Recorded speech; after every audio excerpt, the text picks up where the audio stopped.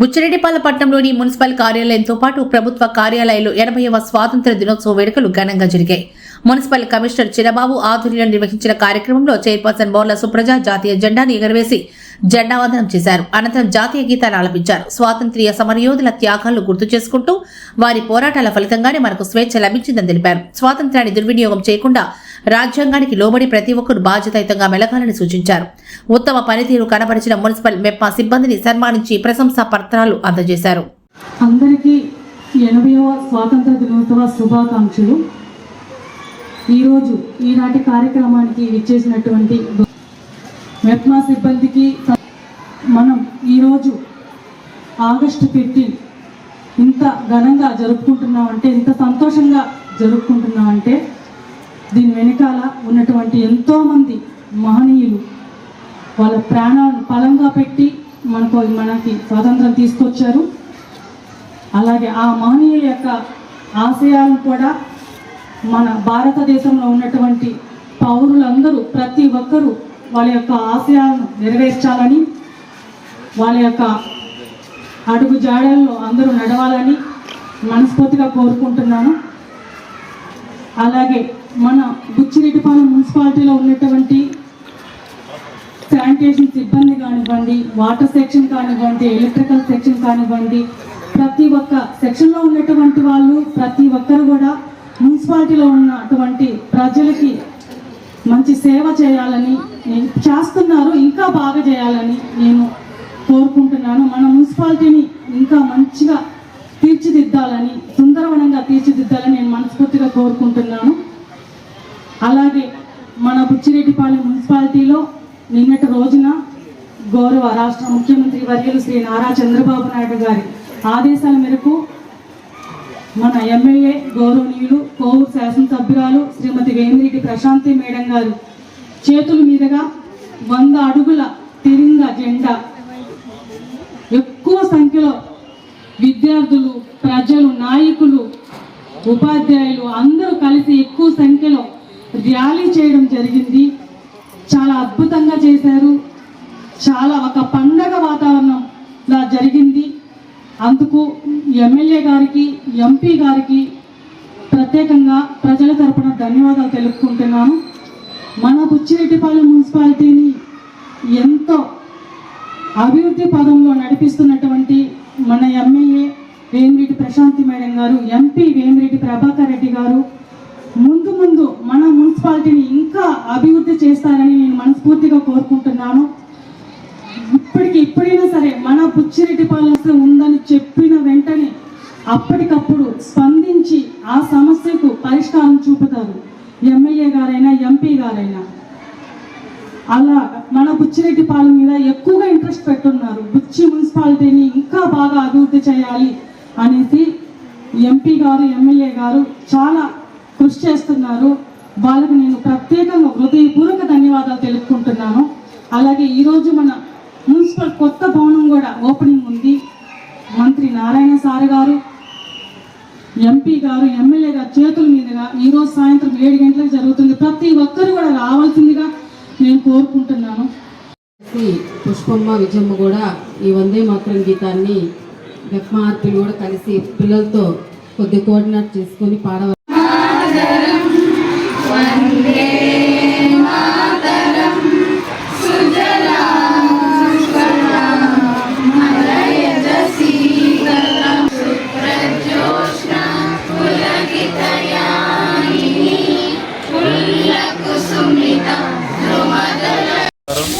ఈరోజు 80వ స్వాతంత్ర దినోత్సవ వేడుకల సందర్భంగా మన బుచ్చిరెడ్డిపాలెం మండల తహసీల్దార్ కార్యాలయంలో స్వాతంత్ర దినోత్సవ వేడుకలు జరుపుకోవడం జరిగింది. ఇందులో భాగంగా దాదాపు మనందరికీ తెలుసు, ఒకప్పుడు మన భారతదేశానికి బ్రిటిష్ వాళ్ళు వ్యాపారం కోసం వచ్చేసి మన భారతదేశం మొత్తాన్ని క్రమేణా ఆక్రమించి మన భారతీయులందరూ ఒక బానిస బతుకులుగా చూసేవాళ్ళు. అక్కడ నుంచి ఎందరో మహానుభావుల పోరాటం ఫలితంగా ఈరోజు అంటే 1947 ఆగస్టు 15వ తారీఖున మన స్వాతంత్ర దినోత్సవం జరుపుకోవడం జరిగింది. ఎందుకంటే ఆనాడు మనందరం చూసాం బ్రిటిష్ వారి యొక్క పరిపాలన ఎలా ఉండేదో, వాళ్ళని మనల్ని ఎంత నీచంగా చూసేవాళ్ళు. కాబట్టి దీనికోసం ఎన్నో ఉద్యమాలు చేసాం. దాంట్లో భాగంగా మన వందే మాతర ఉద్యమం, సహాయ నిరాకరణ ఉద్యమం, అదేవిధంగా మనకి ఈ యొక్క రౌండ్ టేబుల్ సమావేశాలు ఇవన్నీ జరిగి 1947 ఆగస్టు 15 స్వాతంత్రం రావడం జరిగింది. అప్పటి నుంచి ఇప్పుడు దాదాపు 80 సంవత్సరాల కాలంలో మన దేశం ఎంతో అభివృద్ధి సాధించింది. స్వాతంత్రం వచ్చేనాటి కనీసం మనకి తినడానికి తిండి లేని పరిస్థితి నుంచి ఈరోజు మనం ఎన్నో దేశాలకు ఆహారాన్ని ఎగుమతి చేస్తున్నాం. అదేవిధంగా మనం దాదాపు ఒకప్పుడు కరెంటు దాదాపు ఏ గ్రామానికి కూడా చాలా తక్కువగా ఉన్నది. ఈనాడు మనం కొండ ప్రాంతాల్లో కూడా విద్యుత్ శక్తిని ఏర్పాటు చేసుకున్నాం. అదేవిధంగా మనం ఎన్నో సాగునీటి ప్రాజెక్టులు ఏర్పాటు చేసుకున్నాం. అదేవిధంగా అక్షరాస్యత చూసుకున్నా కానీ దాదాపు 20% ఉన్న అక్షరాస్యతని ఈరోజు దాదాపు 70% తీసుకురాగలం. కాబట్టి ఈరోజు మనల్ని మనమే పరిపాలించుకుంటూ దాదాపు ఈ యొక్క స్వాతంత్ర దినోత్సవాన్ని అందరికీ కూడా అంటే భావి భారత పౌరులందరూ కూడా తెలియజేయాలనే ఉద్దేశంతో ప్రతి సంవత్సరం ఆగస్టు 15వ తారీఖున ఈ యొక్క స్వాతంత్ర దినోత్సవ వేడుకలు జరుపుకోవడం జరుగుతుంది.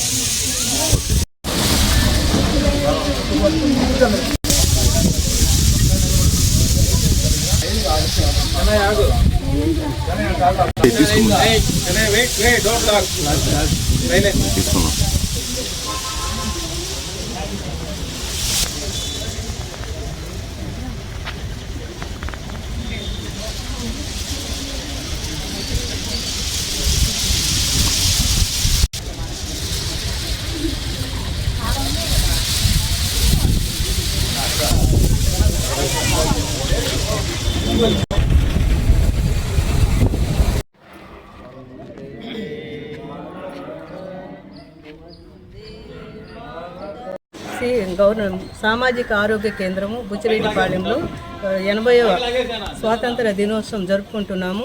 ఈ సభకు చేసినటువంటి హెచ్డిఎస్ మెంబర్స్ అయినటువంటి శ్రీ దొడ్ల కోదండరామరెడ్డి గారికి, అదేవిధంగా జనసేన పార్టీ నాయకుడు తుమ్మల ప్రసాద్ గారికి, మన హాస్పిటల్ ఈ స్వాతంత్రం వచ్చేదానికి పోరాడినటువంటి దేశభక్తి నాయకులు వాళ్ళ ప్రాణ త్యాగాన్ని చేశారు. వాళ్ళ జీవితాన్ని కోల్పోయి మనకు స్వాతంత్ర్యం వచ్చేదానికి కృషి చేశారు. వాళ్ళందరినీ మనం ఈరోజు స్మరించుకోవడం మన బాధ్యత. మన బాధ్యత ఇది నేషనల్ ఫెస్టివల్ అంటారు, జాతీయ పండుగ అంటారు. ఈ పండుగకి జాతి, మత, కుల, మత, పెద్ద చిన్న, పేదరికము ధనికము అనే తారతమ్యం లేకుండా ప్రతి ఒక్కరూ చేసుకునే పండుగ. దీనికి మన హాస్పిటల్లో చేసుకోవడం నేను చాలా గర్వకారంగా ఫీల్ అవుతున్నాను. ఇంకా మన హాస్పిటల్కి వస్తే మన హాస్పిటల్ స్టేట్ లెవెల్లోనే మన జనవరి 26న ఫస్ట్ ర్యాంకులో ఉంది.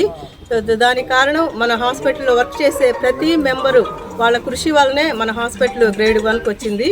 తర్వాత ఈ 4 నెలల్లో చూస్తే మనకు గవర్నమెంట్ ఒక 4 పాయింట్లు అడుగుతున్నారనమాట ప్రతి ఒక్క హాస్పిటల్లో. అవి ఏంటంటే మెడిసిన్స్ బయటికి రాస్తున్నారా అనే దానికి మనది 82% వచ్చింది. స్టేట్ లెవెల్లో 4th ప్లేస్లో ఉన్నాం. అంటే 82 మెంబర్స్ బయటికి రాయట్లేదు మెడిసిన్స్ అని చెప్పారు. దానికి మన ఇస్మాయిల్ గారు వచ్చాక మన ఫార్మసీ చాలా డెవలప్ అయింది. ఏ ప్రాబ్లం లేకుండా ఆయన చాలా నీట్గా ఫార్మసీ సూపర్వైజర్ అయినా కూడా ఆయన ఫార్మసీ సూపర్వైజర్ కాకముందు ఎలా వర్క్ చేస్తున్నారు, ఇప్పుడు కూడా అలానే వర్క్ చేస్తున్నారు. Thank you so much Ismail గారు. ఆయన అందరూ స్ఫూర్తిగా తీసుకొని వర్క్ చేయాలని నేను కోరుకుంటున్నాను. ఇంకా తర్వాత పరిశుభ్రత, హాస్పిటల్ పరిశుభ్రత ఎలా ఉంది అనేది 100%కి 76% వచ్చింది. దానికి కూడా వాళ్ళ కృతజ్ఞతలు చెప్తున్నాను. ఇంకా 4% అంటే మనకు హాస్పిటల్ ఎన్విరాన్మెంటే కొంచెం ఫ్లాట్నింగ్ వచ్చి వర్షాలు వచ్చినప్పుడు నీళ్ళు ఇల్లడం అట్లా, దానివల్ల మనకు 4% కూడా అచీవ్ కాలేకపోతున్నాము. దాన్ని కూడా మన శానిటేషన్ వర్కర్స్ అచీవ్ చేస్తారని నాకు నమ్మకం ఉంది. ఇంకా ఓపీలో డాక్టర్ ఉంటారా అనే దానికోసము 80% ఇచ్చారు మనకు. మన డాక్టర్స్ అందరూ బాగా వర్క్ చేస్తున్నారు. Thank you so much all doctors. ఇంకా డబ్బులు అడుగుతున్నారా, హాస్పిటల్లో డబ్బులు అడుగుతున్నారా, అది కూడా 78% వచ్చింది. అంటే 2% మన వాళ్ళు ఒక ఆపరేషన్ పేషెంట్ షిఫ్ట్ చేయాలంటే లేడీసే కష్టపడి షిఫ్ట్ చేస్తున్నారు. అయినా కూడా వాళ్ళు ఒక పైసా ఎక్స్పెక్ట్ చేయకుండా చేస్తున్నారు. బోటీలు అయితే చాలా కష్టం. ఒక పేషెంట్ షిఫ్ట్ చేయాలంటే దాన్ని మన వాళ్ళు చాలా బాగా చేస్తున్నారు. కానీ మనీ కూడా ఏం ఆశించట్లేదు. ఈ విధంగా మంది 4% మాత్రమే అచీవ్మెంట్, గవర్నమెంట్ లెవెల్లో అచీవ్మెంట్ అంటే వాళ్ళు అడిగిన 4 పాయింట్లలో ఉంది. మిగతా వర్క్ పరంగా అయితే మనది 100%. ప్రతి ఒక్కరు వర్క్ చేస్తున్నారు. అందరికీ థ్యాంక్ యూ సో మచ్.